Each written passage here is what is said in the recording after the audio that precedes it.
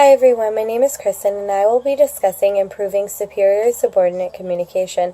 Communicating as a superior to subordinate as well as subordinate to superior with little to no miscommunication can sometimes be very difficult. The success of any business begins with the people who work with each other. How well the people in the organization cooperate and pull together determines the degree of its ultimate success. Effective communications. Every employee can help this by understanding the relationship between one another and how you should approach each other. The main points are the most important communication is between the superior and subordinate. During these conversations, miscommunication is bound to happen no matter what.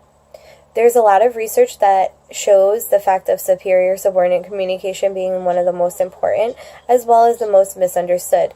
But along with this research also comes ways to improve the superior-subordinate communication and overcome it. First, I'm going to discuss what my problem area is, which is superior-subordinate communication as well as subordinate to superior communication.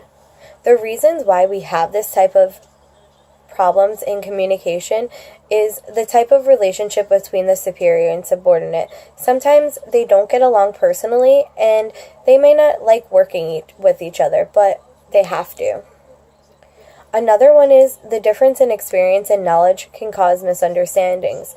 This is one of my problems. I have been a supervisor, so I know how to talk to subordinates and how you should address them, whereas when I'm addressed by my supervisor, sometimes the message doesn't always come off right, and I feel taken aback sometimes. The lack of trust one gives to each other. When you don't trust each other, you don't communicate well.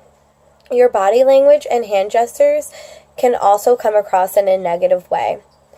If your workplace does not feel like a community, then it can lead to misunderstandings. Now, you don't have to be friends with every single person that you work with, but you need to get along for your job's sake.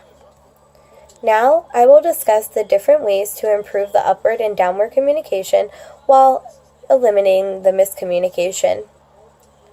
Encourage trust by allowing employees to offer ideas, Patrick M. Create a sense of community when you make everyone feel at home. Everyone works towards the same goal, Dawn M. A questionnaire, suggestion, and complaint box are also good ideas as well as memos, and they will help the subordinates' communication to their superiors as well as the superiors being able to talk to the subordinates because they will understand what's going on and why someone may feel a certain way. Now, I would like to discuss my own personal plan for communication improvement. Using the knowledge I have gained from my research, I will accept criticism and use it to improve my job performance, improve my body language and hand gestures, as well as take all necessary training and provide feedback to my employees. Form relationships with subordinates one-on-one and get to know them personally, as well as form relationships with my supervisors. Marking important dates of coworkers on calendars is a really good idea and a way you can improve your communication with each other. Making them feel like you care and you welcome them is a good thing. Working on upward communication by having meetings with your employer, as well as regular expected contact, check-in calls, and weekly meetings.